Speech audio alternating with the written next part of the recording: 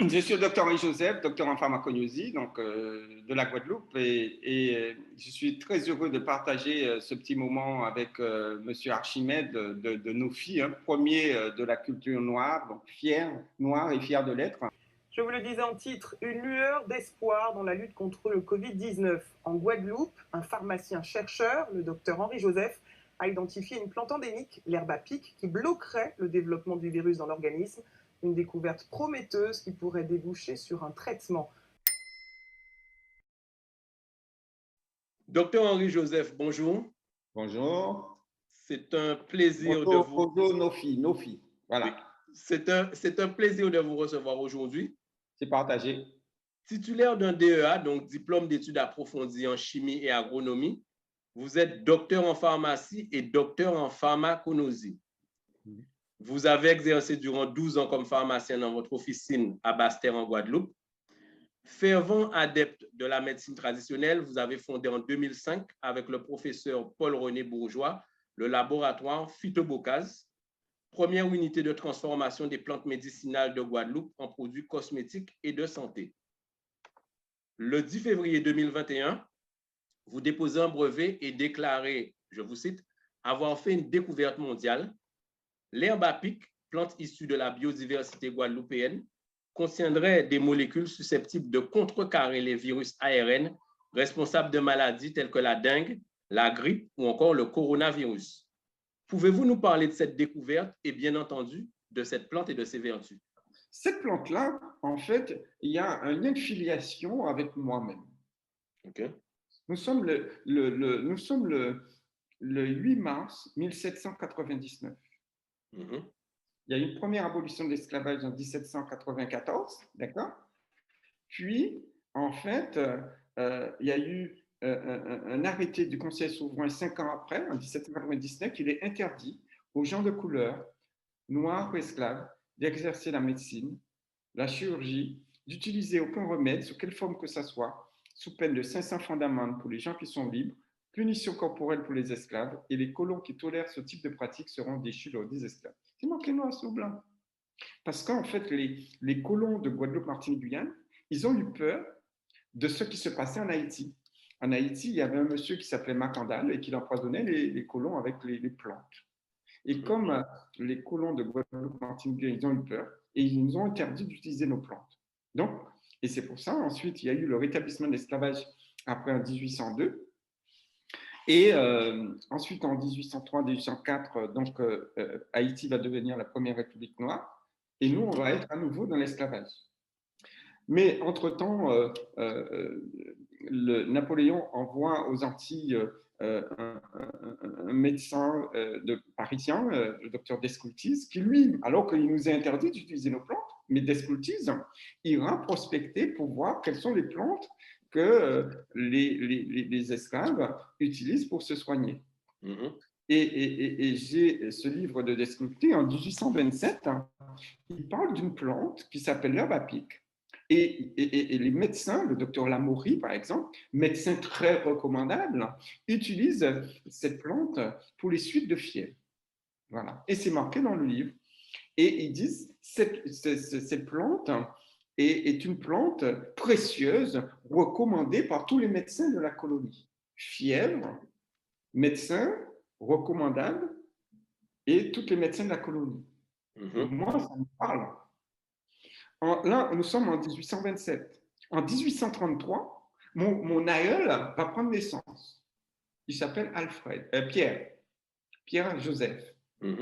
Et Pierre-Joseph va donner naissance en 1857. Il va donner, c'est-à-dire 9 ans après l'abolition de l'esclavage, il va donner naissance à Alfred. Alfred, c'est mon grand-père. Okay. Alors que je suis grand-père de mes enfants. Mais mon grand-père est né en 1857. Okay. Et mon grand-père, en fait, en 1888, va donner naissance à René Joseph. Et René Joseph, c'est mon papa, qui est né en 1888. Mais mon grand-père utilisait, en fait, un bas-feuille, parce que c'était interdit, l'herbe à pic quand ils avaient la fièvre. Ouais. Il a donné ça à... Donc, Pierre a donné à Alfred, Alfred a donné à René, René a rencontré ma maman Raymonde et je suis né en 1955. Et nous, on allait à la rivière, on allait se baigner à la rivière et on attrapait les bilharzies. Et dès qu'on avait la bilharziose, c'était très amer. Notre maman nous donnait l'herbe à pipe, en fait, quand on était malade de bilharziose. Ouais. Et aujourd'hui, il y a des études scientifiques qui montrent que le processus de barrage de la DHEDH existe aussi, c'est démontré aussi pour la bilharziose. Donc, mes parents, déjà, en fait, utilisaient cette tradition pour soigner, en fait, des problèmes de parasites ou d'infections.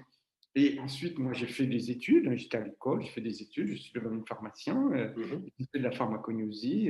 Et j'arrive en 1989. Et j'ai dit, voilà, je suis pharmacognoste. Et les pharmacognostes que nous sommes, c'est nous qui mettons au point les médicaments, en fait, et les produits de santé, en fait, pour soigner nos populations. Et en 2005, je me suis associé au professeur Paul Bourgeois. Mais entre-temps, j'ai acheté une pharmacie. Et dans cette année, j'ai développé justement ce produit Virapid. C'est là que j'ai créé ce produit parce qu'il y avait un médecin qui était mon médecin traitant, malade. Sa femme m'appelle, me dit, Henri, je vais perdre Jean-Pierre. J'ai dit, mais qu'est-ce qu'il a? Mais c'est mon médecin. Je vais perdre mon médecin? Non, je ne vais pas laisser faire. Il dit, écoute, tu viens à la pharmacie, j'ai une petite potion là que je fais, qui est à base de Zébapide. Je pense qu'il doit avoir un virus, un truc comme ça va marcher. Et je lui donne ça, et boum! L'après-midi, le gars est debout, après 5 jours couché. Le gars est tout neuf dans son cabinet. Il me dit, Henri, on a prescrit. J'ai dit, mais tu prescris quoi, Jean-Pierre? Le petit mot qui va des pharmacies là, c'est ça, on va prescrit. Il a mettre des mains en déo à prescrit. Et mais j'ai dit, mais qu'est-ce que tu vas marquer sur l'ordonnance? Moi, je pense que j'avais un virus. Avec quoi tu fais ça? J'ai dit, je fais ça avec de l'herbe à pic. Mais allons, on nous crier ça, virus à pic. Ou Virapic, crier, j'en voulais. Et c'est comme ça que c'est parti. D'accord, ok. C'est comme ça que c'est parti. Mais c'est bien à prescrire. J'ai dit, tu arrêtes de prescrire parce qu'il faut que j'aille chercher d'autres feuilles pour mettre à ma série. Ouais. C'était dans la montagne. Et après, on a continué les recherches et ensuite, mon professeur Paul Bourgeois, qui était mon professeur de chimie, il partait à la retraite. Et j'ai dit à Paul, moi, je vais vendre ma pharmacie, il n'y a plus rien qui me... Voilà. Et on va essayer de faire, parce que j'ai plus le temps à la pharmacie de délivrer des médicaments. Donc, on va vraiment se spécialiser dans la production de ce produit, quoi. Le précieux, oui, le voici. Il va nous sauver.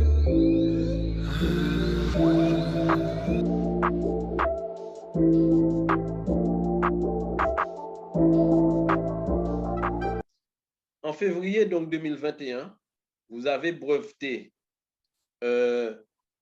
C'est pas un médicament que vous avez breveté. Non, on a breveté l'inhibition de la DHEDH par un extrait d'herbe à pic. Voilà. D'accord. Ok. Donc en fait, vous avez breveté. Et sachant que cette voie métabolique est utilisée par plusieurs virus, dans lesquels on trouve la dengue, le chikungunya, la grippe, mais également le coronavirus. Donc, on n'a jamais dit qu'on a déposé un brevet pour un médicament anti-Covid. On n'a jamais dit ça. Ok, d'accord.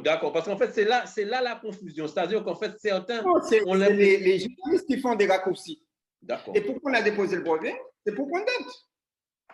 Regardez tout le débat qu'il y a eu entre Gallo et Montagnier, entre l'américain et le français. C'est moi qui ai découvert le virus. T'as c'est moi qui ai découvert. Mais quand tu déposes le brevet, on dit, ah, c'est moi, effectivement, tu avais déposé. D'accord, ok. Donc, en fait, si je comprends bien, vous avez donc breveté un processus, voilà, mais pas un médicament. Parce qu'il y en a qui s'attendent à un médicament, il y en a qui s'attendent à quand est-ce qu'il sera commercialisé, sous quelle forme. Voilà toutes les questions que les gens se posent, en fait. Mais demain matin, ça peut déboucher sur le médicament. Mais ceux qui veulent faire le médicament, qu'ils le fassent. Donc, tu n'as pas tant moins. Hein. Ok. Donc, tu as trouvé à Trinidad, il a trouvé à Saint-Vincent, il a trouvé en Martinique, il a trouvé dans Guatemala. Il peut faire, oui, mais d'azote. D'accord. Un médicament d'azote. Ok, d'accord. La plante appartient à tous les hommes de la planète. Hein. C'est clair. Nous, on fait un extrait, ça plaît aux gens, pour leur bien-être. Si elle a bien-être, là, Nico, vite, nous, pas pour un Covid là aussi, hein. On dit. D'accord. L'essentiel, je veux que monsieur Archimède continue à rigoler comme on rigole là. Je ne veux pas qu'il soit sur un lit d'hôpital en train de lutter contre un virus, alors qu'il y avait une possibilité par la médecine traditionnelle des grands-mamans, des grands-papas, laisser bailler. Mais c'est ça qui est important pour moi, que nous, les hommes de la Terre, on continue à s'amuser, on continue à sortir. Moi, mon objectif, c'est améliorer la vie de l'espèce humaine. J'en fais partie. Je ne veux pas que toute la population humaine soit décimée. Non, ce n'est pas ça. Moi, je veux... Voilà, je ne suis pas dans une logique d'argent, je suis dans une logique de santé. Je ne suis pas là en train de compter le nombre de morts, compter le nombre de personnes entrées à l'hôpital. Moi, je ne compte pas, je ne fais pas de mathématiques, de chiffres. Moi, je fais de la santé. Et je fais de la santé à partir de la médecine traditionnelle que mes grands-parents m'ont léguée. C'est ça. C'est-à-dire que Pierre a donné à Alfred, Alfred a donné à René, René a donné à Henri, Henri donne à la planète, à Monsieur Archimède. C'est de la transmission, en fait. Je transmets à vous, là. Vous le D'accord, savez. oui, mais c'est ça, je sais. Mais et donc, du coup, docteur Henri-Joseph, comment le monde pharmaceutique et scientifique accueille votre découverte? Eh bien, il y en a qui, moi, j'ai Anne-Marie Georges qui est une biologue, professeur d'université, dit, moi, ça me fait plaisir qu'un grand professeur en France, ils disent que le travail, la découverte du docteur Henri-Joseph va marquer l'histoire scientifique. C'est ça. Moi, qu'un spécialiste me dit ça, ben, c'est bien. D'accord. OK. Voilà. Donc, mais toutes les scientifiques n'ont pas réagi de cette façon. Il y en a aussi des animateurs ou des journalistes qui n'ont rien compris et qui rigolent. Mais il y a un proverbe qui dit plit à pitris. Je suis entièrement là. Parce que justement, certains médias nationaux français ont émis des doutes quant à votre découverte en mettant en avant qu'aucune étude clinique n'a encore été menée. Est-ce vraiment le cas? Moi, je travaille avec une communauté scientifique internationale qui est 3000. J'ai 200 chercheurs qui va de Cuba jusqu'à Trinidad, du Mexique jusqu'à... Voilà. Et tous ces scientifiques travaillent. Notre objectif, c'est l'accès aux soins de santé primaire à nos populations. Deux possibilités. Soit vous faites des trucs avec phase 1, phase 2, phase 3, avec toutes les phases que vous voulez. Je suis un pharmacien avec un AMN. D'accord? Ça, là, vous respectez en fait la voie normale pour mettre au point un médicament. Mais le président de la République, il a dit, nous sommes en guerre. Quand on est en guerre, on utilise des trucs de la guerre. Hein? Donc, si un complément alimentaire peut faire l'affaire, on y va avec le complément alimentaire en attendant d'avoir le médicament. Hein? Ouais. D'accord? C'est clair. Moi, quand je vois les gens me disent qu'ils étaient PCR positifs, ils ne sont pas rentrés à l'hôpital, c'est ça qui m'intéresse. Je ne veux pas que les personnes qui sont sur Virapid ou qui sont l'extrait de Herbapid, quand toutes ces personnes-là me disent, moi, je ne connais personne de mon entourage proche qui rentre à l'hôpital. Ma maman a 87 ans, eh bien, ma maman, elle prend du tout, que ma maman se porte très, très bien. Ouais. C'est ça qui est important, en fait. C'est le bien-être. Moi, j'ai fait un produit de bien-être. Bien, alors, docteur Henri-Joseph, je reviens en fait sur les réactions suite à votre déclaration. Il y a certains médias ont eu ou ont fait carrément preuve de mépris, voire même de condescendance vis-à-vis de vos propos. Comment, d'un point de vue personnel, vous vivez ça? Moi, je suis triste pour eux. Je suis triste pour eux. Mais il ne faut pas, quand ces mêmes journalistes-là ou animateurs, quand ils viennent en vacances en Guadeloupe, il ne faut pas dire, monsieur Joseph, vous avez un petit bureau rapide pour moi, s'il vous plaît? Ouais.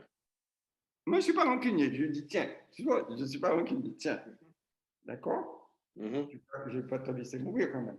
Ouais. Parce que tu as dit des choses qui ne sont pas bien, que je vais t'en vouloir. Je suis pour le bien-être de l'homme. Sans rancune. Ouais. Donc, tu dis tes affaires. Ça, c'est ton souci.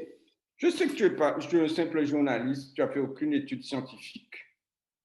Quand tu viens avec des arguments scientifiques, tu veux dire ça, ce que Joseph raconte des conneries. Tu es un scientifique. Je vais te donner mes arguments, tu donnes tes arguments, nous allons discuter. Nous, c'est des grands hommes, on ne va pas discuter. C'est clair. Mais toi, tu viens dans un truc de télé-réalité, raconter des conneries. Qu'est-ce que moi j'ai à foutre de ça? Ok. Tu n'as aucune connaissance, mon Dieu. Oh, fais-moi la question, c'est bon un petit peu là. C'est clair. Hein, et viens me contredire. On peut faire des petits schémas, on peut expliquer aux gens ce qu'à marcher, on peut expliquer aussi que c'est que la voie des nouveaux pyrimidines.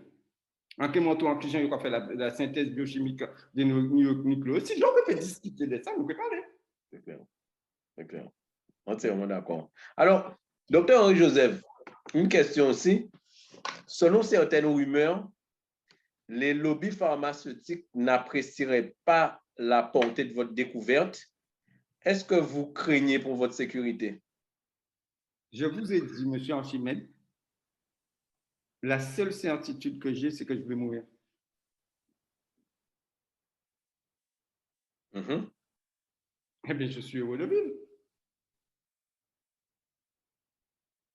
OK. Et voilà. C'est la réponse à ma question? Mais bien sûr. OK. OK. Moi, en comptant vivre, pourquoi décider demain, pourquoi finir avec moi? Ben, finir avec moi. Vous finirez ça. De toute façon, ça m'a dit mon jour. Wow. OK. OK. Je suis heureux de vivre, je n'ai pas peur de mourir. Parce que j'ai 75 ans de vie, pour vivre. On a mis 67 ans. OK? Dans 10 ans, on a mis 77 ans. Mon espérance de vie est arrivée. Ouais. Tu crois que je vais m'emmerder sur les gens qui me parlent de sécurité, de ceci, de cela? Non. C'est toi qui vas perdre. Hein? C'est toi qui vas perdre. Parce que tu ne connais rien des plantes. Ouais. Tu as plus intérêt à me garder que de m'éliminer. Parce que je vais te rendre service. Parce que toi, c'est le fric qui t'intéresse. Ouais, c'est ça le truc. C'est ça le truc. C'est que eux, c'est le fric qui les intéresse. Alors, c'est soit tu veux gagner du fric et je t'aide à le faire. C'est pour ça que je te dis, va dans la voie des nouveaux pyrimidines. C'est une voie de recherche. Tu vas trouver ça dans les plantes de New York ou des plantes, pas de New York, pas une plante encore. Enfin, des petites forêts, le peu de forêts qui résistaient encore aux États-Unis, les petites forêts en métropole, etc. Allez là, vous allez trouver les choses. Docteur Henri-Joseph, merci beaucoup pour cet échange. Oui. Et puis, surtout, bon courage pour la suite de cette belle aventure. Eh bien, merci beaucoup. Et j'étais vraiment très heureux de partager ce petit moment avec nos filles et ses auditeurs.